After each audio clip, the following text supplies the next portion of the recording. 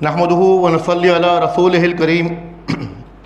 अम्मा बाद, मुअज़्ज़िज़ सामीन कराम व नाज़रीन, अस्सलामु अलैकुम व रहमतुल्लाहि व बरकातुहू। क़ाल अल्लाह तआला फ़िल क़ुरानिल मजीद वल फ़ुरक़ानिल हमीद फ़ी सूरतिल बक़रा। अऊज़ु बिल्लाहि मिनश शैतानिर रजीम, बिस्मिल्लाहिर रहमानिर रहीम। या अय्युहल्लज़ीना आमनू कुतिबा अलैकुमुस सियामु कमा कुतिबा अलल लज़ीना मिन क़ब्लिकुम लअल्लकुम तत्तक़ून। सदक़ल्लाहुल मौलानाल अज़ीम। रब्बिश रह ली सदरी वयस्सिर ली अमरी वहलुल उक़दतम मिन लिसानी यफ़क़हू क़ौली। अल्लाहुम्मा सल्लि अला मुहम्मद व अला आलि मुहम्मद कमा सल्लैता अला इब्राहीम व अला आलि इब्राहीम इन्नका हमीदुम मजीद। अल्लाहुम्मा बारिक अला मुहम्मद व अला आलि मुहम्मद कमा बारकता अला इब्राहीम व अला आलि इब्राहीम इन्नका हमीदुम मजीद। मुअज़्ज़िज़ सामीन कराम, मैंने आपके सामने सूरह बकरा की आयत नंबर 183 तिलावत करी है, जिसका तर्जुमा है कि ए ईमान वालों, तुम पर रोज़ा अच्छी तरह फ़र्ज़ किया गया है जिस तरह तुमसे पहली उम्मतों पर फ़र्ज़ किया गया था, शायद कि तुम्हारे अंदर तक़वा पैदा हो। मुअज़्ज़िज़ सामीन, हम सब जानते हैं कि इंशाअल्लाह ताला अज़ीज़ चंद ही दिनों बाद रमज़ान का मुबारक महीना हम पर साया फ़िग़न होने वाला है। रमज़ान का बरकतों वाला महीना आने वाला है। तो इस मुनासिबत से आज की तकरीर का मौजू भी इसी हवाले से है कि रमज़ान जो हमारा पिछला रमज़ान था, वो इस दफ़ा वाला रमज़ान इंशाअल्लाह किस तरीके से बेहतर हो जाए। इस मुनासिबत से कुछ पॉइंट्स पर इंशाअल्लाह मैं आपके सामने बात रखूँगा और कोशिश होगी कि हम सबको ये बात समझ में आए। जैसा कि हमने अभी आयत सुनी और अल्लाह ताला इसमें वाज़ेह तौर पर फरमा रहा है कि रोज़े तुम पर फ़र्ज़ किए गए जैसे पहली उम्मतों में भी फ़र्ज़ किए गए थे। और उसकी मकसद क्या था, उसका मंशा क्या था कि तक़वा पैदा हो सके, शायद कि तुम्हारे अंदर तक़वा पैदा हो। तो हम सब जानते हैं कि मुसलमान की ज़िंदगी का मकसद क्या है। मुसलमान की ज़िंदगी का मकसद ये है कि अल्लाह ताला की बंदगी को हासिल करना, अल्लाह ताला की रज़ा को हासिल करना। इस मुनासिबत से ये इबादतें हम पर फ़र्ज़ की गई हैं, नमाज, रोज़ा, हज, ज़कात, कि इसके ज़रिए हम अल्लाह रब्बुल इज़्ज़त की रज़ा हासिल करें। हमें ये बात पता चले कि किन बातों से अल्लाह ताला खुश होता है और किन बातों से अल्लाह ताला नाराज़ होता है। इसी तरीके से हमारी जो पूरी ज़िंदगी है, पैदाइश से लेकर वफ़ात तक, हमारी इनफरादी और हमारी अहले खाना की इज्तिमाई ज़िंदगी, उसमें जो भी मामलात होते हैं, जो भी जो है वो सोशल गैदरिंग्स हों, कोई भी मामला हो, उसको हम अल्लाह की रज़ा के पलड़े में रखें, इसके तराजू में रखें कि मेरे इस अमल से, मेरे इस काम से आया अल्लाह खुश होगा या नाराज़ होगा। अगर जो अल्लाह खुश होगा तो मेरी कोशिश ये हो कि मैं खूब बढ़ चढ़ कर इसको करूं, आगे जोक दर जोक जो है वो इस काम को करूं। और अगर अल्लाह उससे नाराज़ होगा तो मेरे अंदर ये क्वालिटी हो कि मेरे अंदर ये जो है वो मेरे अंदर ये मेरा ये अमल हो कि उस काम को करने से मैं इतना ज़्यादा नफ़रत करूं कि जिस तरह, और इससे इतना ज़्यादा ख़ाइफ हूं जैसे कि गर्म आग का अंगारा अगर हम हाथ में रहे तो कभी हमारी कोशिश होगी भाई हमारे हाथ में वो अंगारा ना आए। तो उस काम को करने से जिससे अल्लाह नाराज़ होता है, मैं उस काम को करने से इतना दूर भागूं। यह है इन इबादतों का मकसद, जिसके ज़रिए अल्लाह ताला की रज़ा हासिल की जाए। और फिर ये इबादतें जो हम पर फ़र्ज़ की गई हैं, उसका एक और मकसद ये है कि जो असल मकसद, यानी कि इन इबादतों के ज़रिए अल्लाह ताला ये चाहता है कि हमें अपने असल मकसद को हासिल करना आसान हो जाए, यानी कि अल्लाह की रज़ा जो है वो आसान हो जाए। जैसे कि हम सब जानते हैं ना कि किसी भी सख्त काम को करने के लिए हमें ट्रेनिंग से गुजरना पड़ता है। किसी भी बड़े काम को करने के लिए, किसी बड़े मकसद को हासिल करने के लिए, अगर हमें कोई मुकाबले का इम्तिहान पास करना हो, कोई बहुत बड़ा सिविल नौकरी का कोई इम्तिहान हो, किसी आर्मी में जाने का कोई एग्ज़ाम हो, या किसी भी अच्छे डिग्री का कोई बड़ा एग्ज़ाम हो, तो बड़ी मेहनत करनी पड़ती है। इसी तरीके से अपने खालिक की रज़ा को हासिल करने के लिए, उसकी बंदगी को बजा लाने के लिए, हम सब उसके ग़ुलाम हैं ना, उसके बंदे हैं। अबद है हम, अबद किसको कहते हैं? अल्लाह के बंदे हम सब अब्दुल्ला हैं, ठीक है। तो उसकी बंदगी को बजा लाने के लिए ये इबादतें हम पर फ़र्ज़ की गई हैं, ताकि इन इबादतों को अच्छे तरीके से अदा करके हम उसकी बंदगी को हासिल करें। आइए इस मकसद को सामने रख के हम समझने की कोशिश करते हैं कि रोज़ा किस तरीके से हमें अल्लाह ताला की रज़ा हासिल करने का जो है वो एक ज़रिया बनता है, एक रिसोर्स है हमारे लिए रोज़ा। नमाज, रोज़ा, हज, ज़कात, ये हम सब इबादतें अल्हम्दुलिल्लाह हमारे माशरे में बहुत जोक दर जोक की जाती हैं। नमाज जब हम अदा करते हैं, हम सब जानते हैं कि लोग हमें देख रहे होते हैं। अगर हम घर में नफिल इबादत कर रहे हैं तब भी हमारे अहले खाना हमें देख रहे होते हैं। अगर हम मस्जिद में नमाज़ पढ़ रहे हो तो लोग हमें देख रहे होते हैं। اسی طریقے سے حج زندگی میں ایک بار فرض ہے. ہم جب حج پہ جاتے ہیں تو سب کو پتہ چلتا ہے کہ بھائی پورے خاندان کو, کبھی دوستوں کو, بھائی ہم حج پہ جا رہے ہیں, تو لوگ جو ہے ہمیں دعائیں کرنے کے لیے کہتے ہیں بھائی ہمارے لیے دعا کریے گا, یہ دعا کریے گا. اسی طریقے سے زکوٰۃ جب ہم ادا کرتے ہیں, اگرچہ کسی کو نہ پتہ چلے, لیکن اس کو تو پتہ چلتا ہے جس کو ہم زکوٰۃ دیتے ہیں. لیکن روزہ وہ ایسی مخفی عبادت ہے, ایسی ہڈن عبادت ہے کہ صرف اللہ اور اس بندے کو پتہ ہوتا ہے کہ اس نے روزہ رکھا ہے. یعنی کہ جس نے روزہ رکھا ہوتا ہے اس کو پتہ ہوتا ہے, اور اللہ رب العزت کو پتہ ہوتا ہے کہ اس بندے نے روزہ رکھا ہے. اور پھر اس کو تنہائی میں بہت مواقع ملتے ہیں کہ بھائی میں کچھ کھا لوں, پی لوں, کچھ کر لوں, لیکن وہ اللہ کے خوف سے یہ نہیں کرتا. تو روزہ جو ہے وہ ہمارے اندر, انسان کے اندر یہ صفت پیدا کرتا ہے کہ کس طریقے سے اللہ سے چھپے حال میں ڈرنا ہے, کہ جب کوئی نہیں دیکھ رہا لیکن اللہ دیکھ رہا ہے. روزہ ہمارے اندر یہ صفت پیدا کرتا ہے. اصل میں روزہ ہے کیا؟ ایک مخصوص اوقات میں کھانا پینا چھوڑ دینا اور اہلیہ سے ازدواجی تعلقات سے رک جانا, یہ ہے روزہ نا, ہم سب جانتے ہیں. تو اس عبادت کے ذریعے اللہ تعالیٰ جو ہے وہ ہمیں اس کام کے لیے تیار کر رہا ہے کہ کس طریقے سے ہم اللہ تعالیٰ کے عالم الغیب ہونے پر ایمان لاتے ہیں. یہ ایک چیز ہے. اس کے بعد ہمارا آخرت پر ایمان مضبوط ہوتا ہے. اب جب آخرت پر ایمان ہوگا جبھی تو میں یہ کام کروں گا نا, کہ بھائی جب مجھے یہ پتہ ہے کہ مجھے مرنے کے بعد اللہ کو حساب دینا ہے اور روزہ نہ رکھنے پر سخت سے سخت سزا دی جائے گی, بہت بڑا گناہ ہے, فرض روزہ نہیں چھوڑا جا سکتا. تو جب اس بات پر میرا ایمان پختہ ہوگا جبھی تو میں یہ کام اچھے طریقے سے کروں گا نا. تو روزہ رکھنے سے ایک اور چیز ہمیں حاصل ہوتی ہے کہ آخرت پر جو ہے وہ ہمارا ایمان مضبوط ہوتا ہے. اس کے ساتھ ساتھ جزا و سزا کا جو ایک ہمارا ایک اسٹینڈرڈ ہے, جو ہمیں پتہ ہے کہ بھائی یہ کام کریں گے تو یہ ثواب ملے گا, یہ کام کریں گے تو یہ سزا ملے گی. ان چیزوں پہ ان باتوں پہ ہمارا یقین جو ہے وہ کامل ہوتا ہے, ہمارا یقین جو ہے وہ مضبوط ہوتا ہے. یہی تو وجہ ہے نا کہ 360 آورس, یہ پوری جو ایک ماہ کی ٹریننگ ہے, یہ 360 گھنٹے بنتے ہیں جس میں انسان جو ہے وہ مکمل طور پہ اپنے آپ کو اللہ تعالیٰ کے بتائے ہوئے طریقے کے مطابق, جو نبی مہربان صلی اللہ علیہ وسلم نے باتیں بتائی ہیں اس کے مطابق رکھنے کی کوشش کرتا ہے. اپنے آپ کو ان باتوں سے روکنے کی کوشش کرتا ہے جو عام دنوں میں حلال ہوتی ہے, پانی پینا, کھانا کھانا, بیوی سے تعلقات رکھنا, سب چیزیں جائز ہوتی ہیں, لیکن رمضان میں وہ اپنے آپ کو ان کاموں سے روکے رکھتا ہے. تو یہ جو ایک مہینے کی ٹریننگ ہے, یہ ٹریننگ انسان کو اس قابل بناتی ہے کہ باقی کے 11 مہینے جو ہے وہ بہتر طریقے سے گزارے جا سکیں, اللہ کی اطاعت میں گزارے جا سکیں. اسی طریقے سے ایک مثال ہے کہ اگر کسی کے پاس ہم امانت رکھواتے ہیں, اگر کسی کو ہم اپنی کوئی چیز رکھواتے ہیں اور وہ اس پہ خیانت نہ کرے, تو اس بندے کے اندر جو یہ امانت رکھ رہا ہے اس کے اندر یہ ذمہ داری بڑھتی ہے, اور پھر وہ آہستہ آہستہ اس کے پاس اور اس کو یہ ذمہ داری دی جائے تو اس میں اور مضبوط اور پختہ ہوتا چلا جاتا ہے.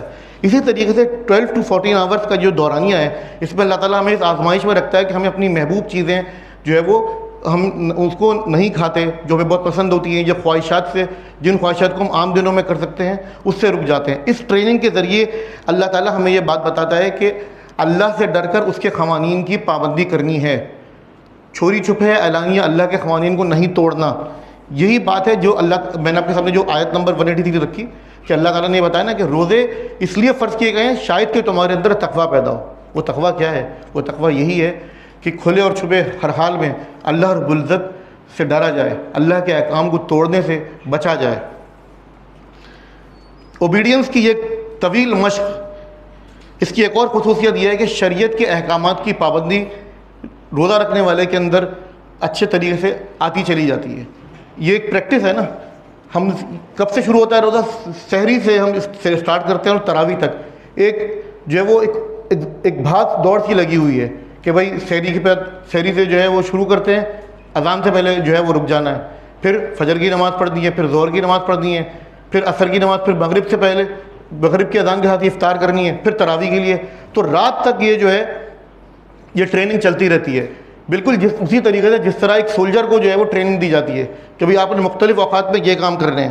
اس کے ذریعے سے کیا ہوتا ہے کہ انسان کے اندر بقیہ 11 مہینے اس رمضان کو گزارنے کے بعد جو بقیہ 11 مہینے اس میں اللہ تعالیٰ کی اطاعت کرنے کی ایک عادت سی بن جاتی ہے, اور اگر اس میں کوئی کمی کوتاہی رہ جائے تو انشاءاللہ وہ اگلے سال پوری ہو سکتی ہے. لیکن کوشش یہ ہو کہ جو چیزیں رمضان میں ہم نے گزاری ہیں, جس اوبیڈینس کو ہم نے رمضان میں اختیار کیا ہے, اس کو باقی 11 مہینے بھی جاری رکھا جائے. پھر اس کے ساتھ تربیت کے لیے ایک اجتماعی ماحول کریٹ ہو جاتا ہے. نارملی ہم دیکھتے ہیں کہ عام طور پہ جو لوگ مسجد میں نہیں آتے رمضان میں جوک در جوک جو ہے وہ آنے لگتے ہیں, جس کے حوالے سے ایک حدیث بھی آتی ہے نا کہ نبی کریم صلی اللہ علیہ وسلم فرماتے ہیں کہ اس مہینے میں شیطان کو بند کر دیا جاتا ہے.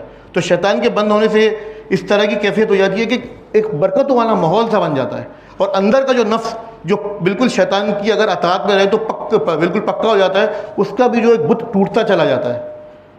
اور اس رمضان میں لوگ جو ہے وہ انفرادی اور اجتماعی طور پہ نیکیاں کرنے کی طرف راغب ہوتے ہیں.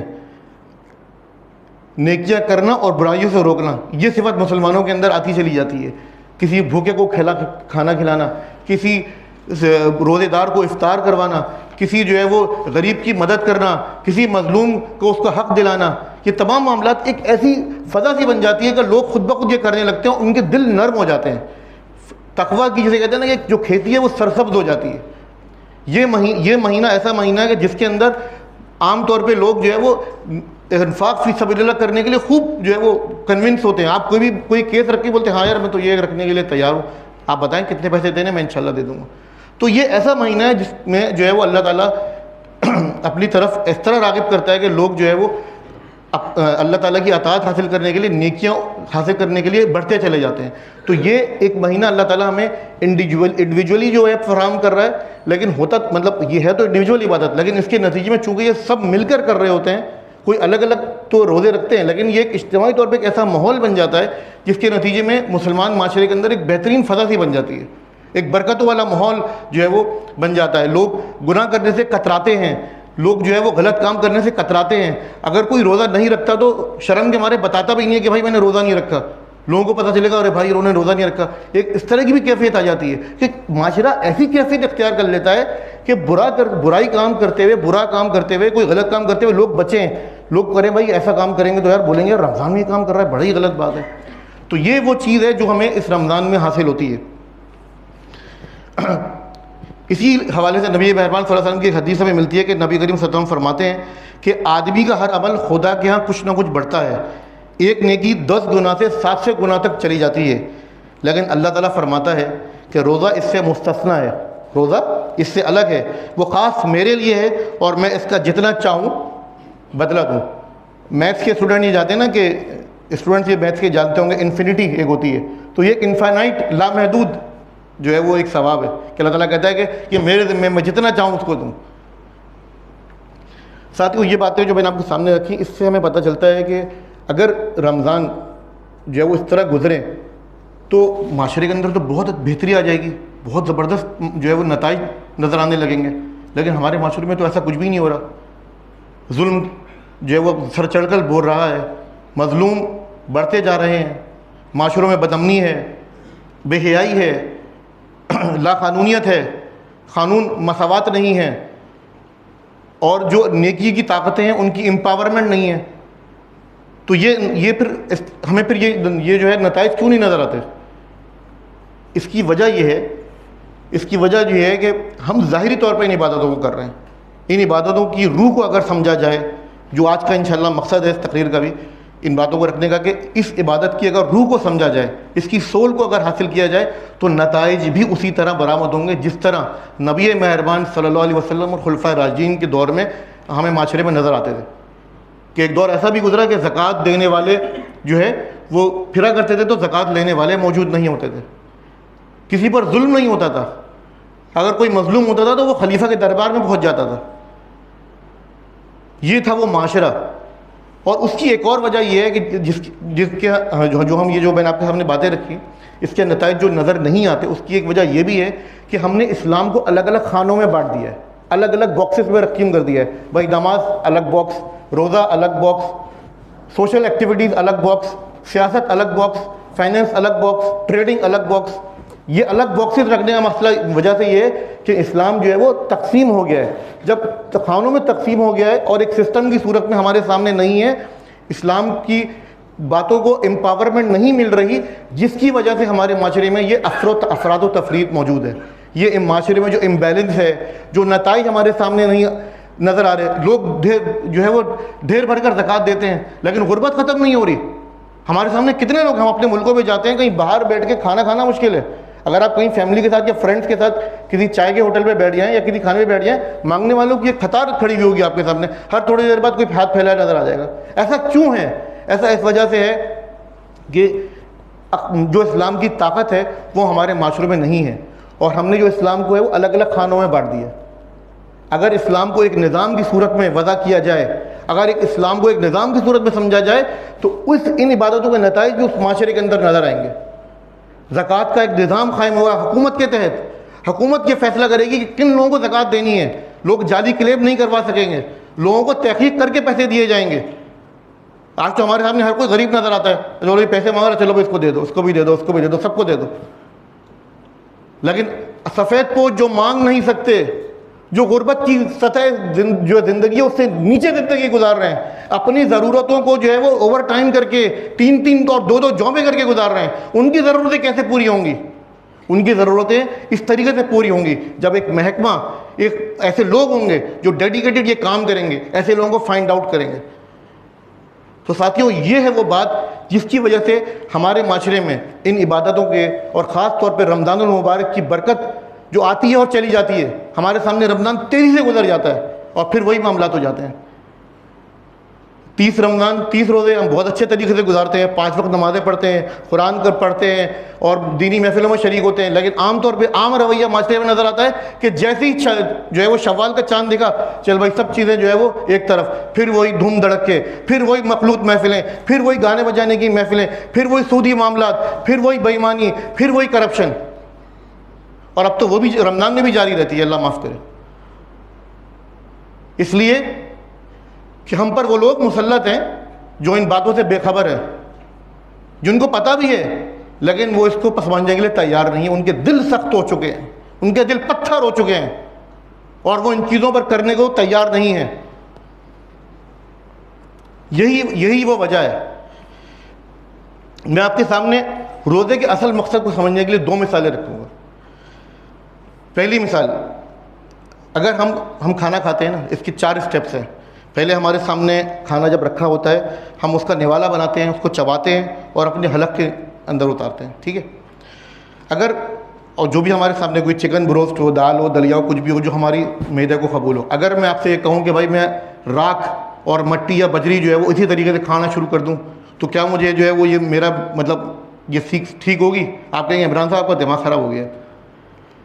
تو اس کا مطلب یہ ہوا کہ اگر میں کھانا جو ہے وہ اپنے معدے کی جو ہے وہ کمپیٹیبلٹی کے مطابق نہ کھاؤں، کوئی ایسی چیز علم غلم کھا لوں، کوئی ریت کھا لوں، کوئی غلط چیز کھا لوں، تو وہ کھانا نہیں ہوگا، وہ کچھ اور ہوگا۔ اسی طریقے سے اگر میں کھانا کھاؤں اور فوری بعد جو ہے وہ حلق میں انگلیاں ڈال کے جو ہے وہ الٹی کر دوں اور پھر میں سمجھوں کہ میری باڈی کو انرجی مل رہی ہے، تو آپ کیا کہیں گے اس کو؟ آپ بولیں گے عمران صاحب آپ تو واقعی فارغ ہوئے ہیں آپ بالکل۔ تو اگر میں یہ سمجھوں کہ میں الٹی کر کے اپنا کھانا نکالتا ہوں اور میں سمجھتا ہوں کہ بھائی میں طاقتور بن جاؤں گا، تو ایسا کبھی بھی نہیں ہوگا، یہ میری خام خیالی ہے۔ اصل بات کیا ہے؟ اللہ کا قانون کیا ہے کہ بھائی جب تک کھانا ہضم نہیں ہوگا، میرے معدے میں نہیں جائے گا، میرے ہضم نہیں ہوگا اور وہ خون بن کر میرے جسم کو نہیں ملے گا، تو مجھے انرجی نہیں ملے گی، مجھے انرجی نہیں مل سکتی۔ یہ ہے خون بننے کا قانون جو اللہ رب العزت نے وضع کیا ہے۔ اگر میں اس کو توڑوں گا تو پھر یہ میری خام خیالی ہوگی کہ بھائی مجھے جو ہے وہ انرجی مل جائے گی۔ اسی طریقے سے ساتھیوں، یہ جو عبادتیں اللہ رب العزت نے ہمارے لیے رکھی ہیں، اگر ان کو ہم صرف ایک فزیکل ایکسرسائز کی طرح لیں گے یا صرف رسم کی حد تک لیں گے، تو ہمیں صرف ثواب تو مل جائے گا لیکن اس کا مقصد کبھی نہیں ملے گا۔ یہی وجہ ہے کہ ہماری نمازیں بے اثر ہیں، ہمارے روزے بے اثر ہیں، ہمارے زکوٰۃ بے اثر ہے، ہمارے حج بے اثر ہے۔ میں عام بات کر رہا ہوں، آپ لوگ ہی نہیں، مطلب ایک عام رویے کی بات کر رہا ہوں۔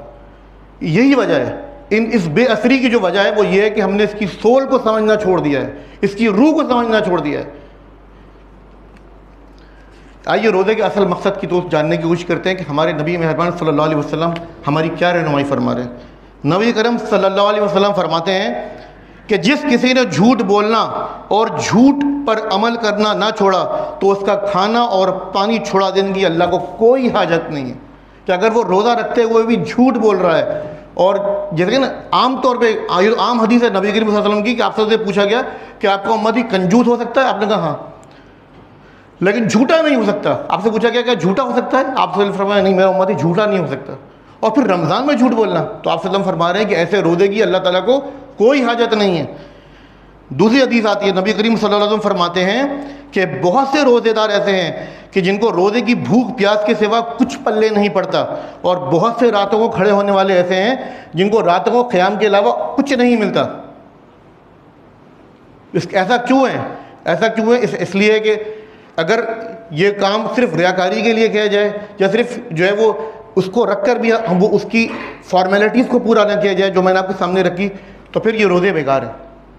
اسی لیے نبی مہربان صلی اللہ علیہ وسلم نے فرمایا کہ جس نے روزہ رکھا ایمان و احتساب کے ساتھ, اس کے تمام پچھلے گناہ معاف کر دیے جاتے ہیں. یعنی جس نے ایمان کے ساتھ اور اکاؤنٹیبلٹی کے ساتھ رکھا, جس نے اپنے ہی خود احتسابی کری, جس نے اکاؤنٹیبلٹی کری کہ یہ روزے میں اس طرح رکھ رہا ہوں اور اس کو مزید بہتر بناتا چلا جاؤں گا اور اس طریقے سے روزے رکھوں گا, اس کے تمام پچھلے گناہ معاف ہو جائیں گے. روزہ ڈھال ہے. ہمارے نبی صلی اللہ علیہ وسلم فرما رہے ہیں روزہ ڈھال ہے.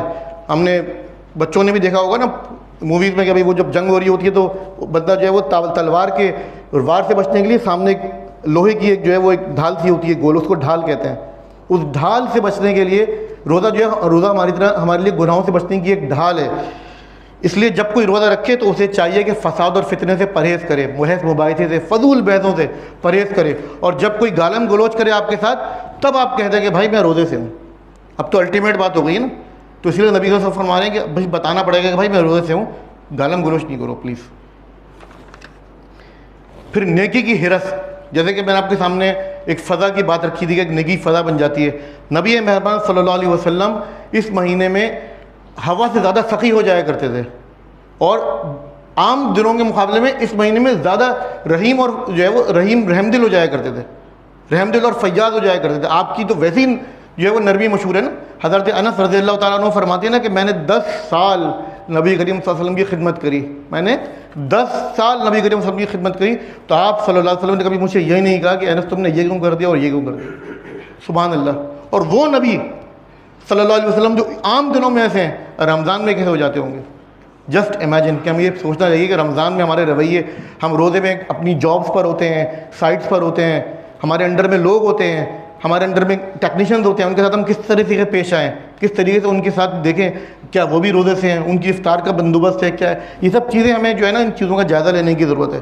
پھر افطار کرانے کا ثواب, نبی کریم صلی اللہ علیہ وسلم فرما رہے ہیں کہ جس نے رمضان میں کسی روزے دار کو افطار کرایا اور اس کے گناہوں کی, تو یہ اس کے گناہوں کی بخشش کا ذریعہ بنے گا, اور جہنم کی آگ میں جو اس کی گردن اس سے بچ جائے گی. حدیث کا مفہوم ہے یعنی کہ اس عمل کے ذریعے وہ جہنم کی آگ میں اس کی گردن جو ہے وہ جہنم کی آگ میں جانے سے بچ جائے گی. یہ ہے وہ عظیم مہینہ جس میں چھوٹی چھوٹی باتوں پہ اللہ کے نبی صلی اللہ علیہ وسلم ایسی بشارتیں دے رہے ہیں کہ ان کاموں کو اخلاص کے ساتھ اگر کیا جائے, اچھے طریقے سے, صرف خالص نیت یہ ہو کہ میرا رب راضی ہو اور میں نبی صلی اللہ علیہ وسلم کے طریقے کو فالو کروں, تو انشاءاللہ تعالی عزیز یہ تمام جو ہے وہ ثواب ہمیں ملیں گے. آخری 2 باتیں آپ کے سامنے رکھنا چاہوں گا. نبی کریم صلی اللہ علیہ وسلم جو ہے وہ مسجد نبوی میں ممبر پہ ایک قدم رکھتے ہیں, آمین کہتے ہیں, دوسرے ممبر پہ قدم رکھتے ہیں, پھر تیسرے پہ پھر آمین کہتے ہیں. صحابہ کرام کے لیے یہ ایک ان یوزول معاملہ تھا. پوچھتے ہیں یا رسول اللہ صلی اللہ علیہ وسلم خیریت, کیا وہ آپ نے آمین کہا 3 دفعہ؟ نبی مہربان صلی اللہ علیہ وسلم فرماتے ہیں کہ میرے پاس جبرائیل آئے تھے اور انہوں نے 3 باتیں کہیں, میں نے اس پر آمین کہا. پہلی بات مطلب 3 باتیں تھیں, وہ 3 باتیں یہ تھیں کہ جب میرا نام لیا جائے تباہ ہو جائے وہ شخص جو جب میرا نام لیا جائے تو مجھ پر درود نہ بھیجے, اللہم صلی علی محمد. اور پھر اس کے بعد کوئی ایسا شخص جو اپنے ماں باپ کو بڑھاپے میں کسی ایک ماں یا باپ یا دونوں کو پائے اور ان کی مغفرت کر کے ان کی خدمت کر کے اپنی مغفرت نہ کروا سکے تو تباہ ہو جائے وہ شخص, تو میں نے آمین کہا. اور پھر تیسری بات جو آج کے موضوع کے متعلق ہے کہ تباہ ہو جائے وہ شخص جو رمضان کے روزے پائے اور رمضان کے روزے رکھ کر عبادتیں کر کر اپنی مغفرت نہ کروا سکے. اور نبی مہربان صلی اللہ علیہ وسلم نے اس پر آمین کہا. دعا کون کر رہے ہیں؟ جبرائیل امین. اور آمین کون کہہ رہا ہے؟ نبی مہربان صلی اللہ علیہ وسلم. اللہ تعالیٰ ہم سب کو رمضان کے روزے اچھے طریقے سے گزارنے کی توفیق عطا فرمائے. اور ساتھیوں ایک اور امپورٹنٹ بات, سب سے امپورٹنٹ بات جو آخری بات ہے آج کے موضوع کے حوالے سے, کہ رمضان قرآن کا مہینہ ہے. شہر رمضان الذی انزل فیہ القرآن ھدی للناس. اللہ رب العزت کہتا ہے کہ رمضان وہ مہینہ ہے جس میں قرآن نازل کیا گیا, اس میں لوگوں کے لیے ہدایت ہے. اس میں صرف مسلمانوں کے لیے ہدایت نہیں ہے، لوگوں کے لیے ہدایت ہے. یہ ایک طویل موضوع ہے. کہنے کا مقصد صرف یہ ہے کہ رمضان جو کہ قرآن کا مہینہ ہے، اس میں ہم اپنی عادت یہ بنائیں کہ مطالعہ قرآن روزانہ کی بنیاد پر انفرادی بھی کریں اور اجتماعی بھی کریں. اپنے دوستوں کے ساتھ بیٹھیں، اپنے اہل خانہ کے ساتھ بیٹھیں اور اس قرآن کو ترجمے سے سمجھنے کی کوشش کریں، اس کی تفسیر پڑھنے کی کوشش کریں، اس کے احکامات کو جاننے کی کوشش کریں اور پھر اس کے نتیجے میں اپنی انفرادی اور اجتماعی زندگیوں کو منور کریں. اور اس کے ساتھ ساتھ پیارے نبی صلی اللہ علیہ وسلم جو اس قرآن جن کے ذریعے قرآن ہم تک پہنچا، ان کی زندگی کو بھی پڑھنے کی کوشش کریں، اپنے انفرادی طور پر بھی اور اپنے اہل خانہ کے ساتھ بھی. تو انشاءاللہ اللہ تعالیٰ سے امید ہے کہ یہ رمضان کے روزے اس سال، امید ہے کہ پچھلے سال بھی انشاءاللہ اچھے ہی گزرے ہوں گے، لیکن اس سال کے روزے اگر ہم ان باتوں میں جو ہے وہ عمل کر کے گزارنے کی کوشش کریں تو اللہ تعالیٰ سے امید ہے کہ ہمیں اس کی رضا حاصل ہوگی اور اس کے سچے اور اچھے بندے بننے کی کوشش کریں گے. اللہ تعالیٰ سے دعا ہے کہ اللہ تعالیٰ ہمیں ان باتوں پر عمل کرنے کی توفیق عطا فرمائے. وآخر دعوانا ان الحمد للہ رب العالمین.